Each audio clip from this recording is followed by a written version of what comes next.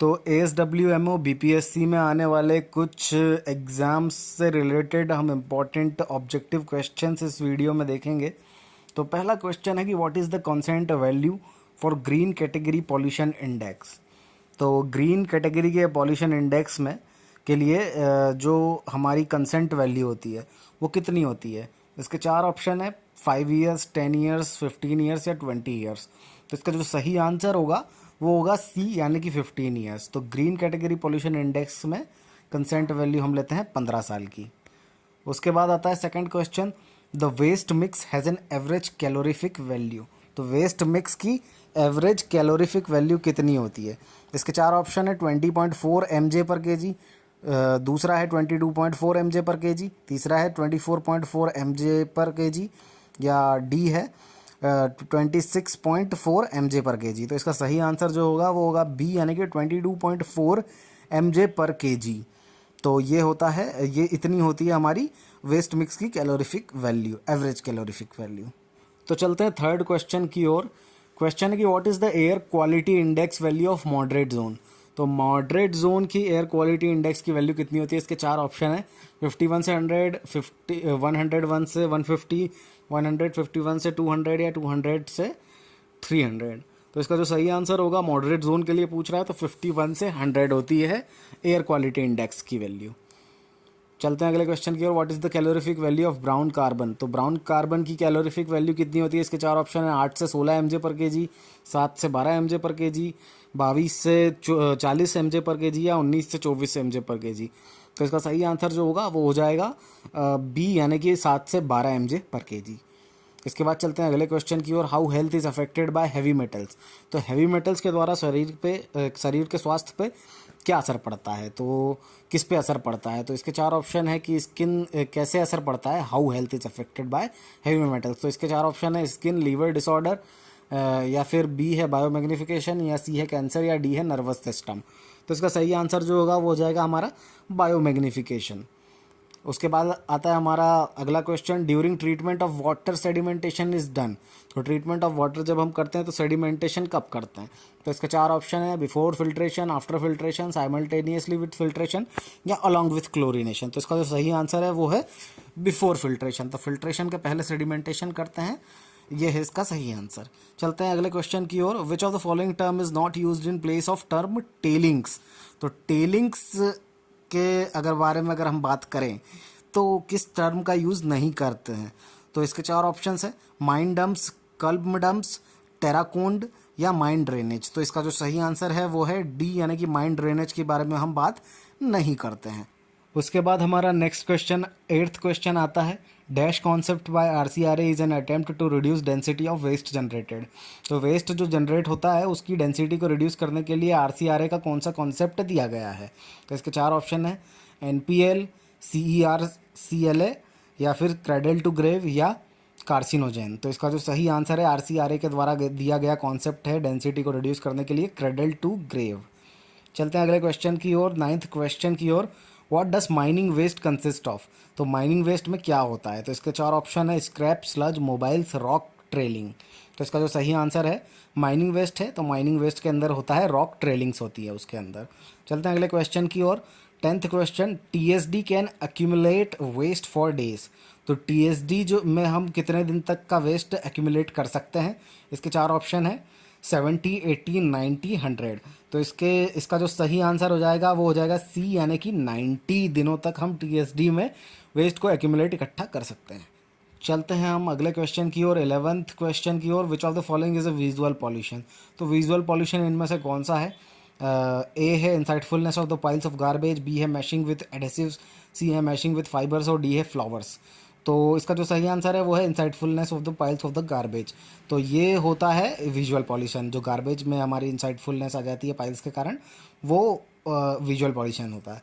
उसके बाद चलते हैं अगले क्वेश्चन की ओर, fuel obtained from plastic waste. तो प्लास्टिक वेस्ट से फ्यूल ऑब्टेन जो होता है वो क्या कहलाता है। तो इसके ऑप्शन है, white fuel, grey fuel, green fuel, या येलो फ्यूल। तो जो हम प्लास्टिक वेस्ट से जो फ्यूल ऑब्टेन करते हैं उसको हम बोलते हैं ग्रीन फ्यूल। उसके बाद चलते हैं अगले क्वेश्चन की ओर, which of the following is responsible for the corrosion problem. तो करोशन प्रॉब्लम के लिए कौन रिस्पॉन्सिबल होता है। तो उसके लिए 4 ऑप्शन दिए हुए हैं, iron bacteria, sulphur bacteria, slime forming bacteria या ऑल ऑफ दोज। तो हमको याद रखना है करोजन सिर्फ होता है सल्फर बैक्टीरिया, यानी कि आंसर बी के द्वारा। उसके बाद चलते हैं अगले क्वेश्चन की ओर। The biogas production process takes place at the temperature. तो बायोगैस प्रोडक्शन जो होता है वो कितने टेम्परेचर पे किया जाता है, 25 से कम पे, 25 से 40 पे, 40 से 60 पे या सभी पे। तो इसका जो सही आंसर है वो सभी पे होता है। तो बायोगैस का प्रोडक्शन आप इनमें से 25 से लेकर 60 तक किसी भी टेम्परेचर पे कर सकते हैं। उसके बाद आता है अगला question, which of the act is addressed for energy production. तो एनर्जी प्रोडक्शन के लिए कौन एक्ट करता है? इसके 4 ऑप्शन है, NGER, NEPM, NOPE, NDGO। तो इसका सही आंसर है वो है NGER, ये एनर्जी प्रोडक्शन को एड्रेस करता है।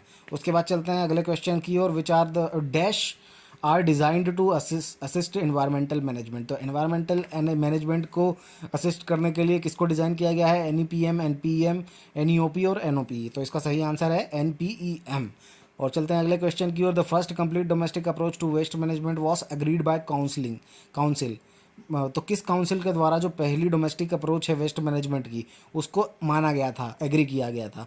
तो इसके 4 ऑप्शन है, COAG, COOG, COPA या COUS। तो इसका सही आंसर होगा COAG।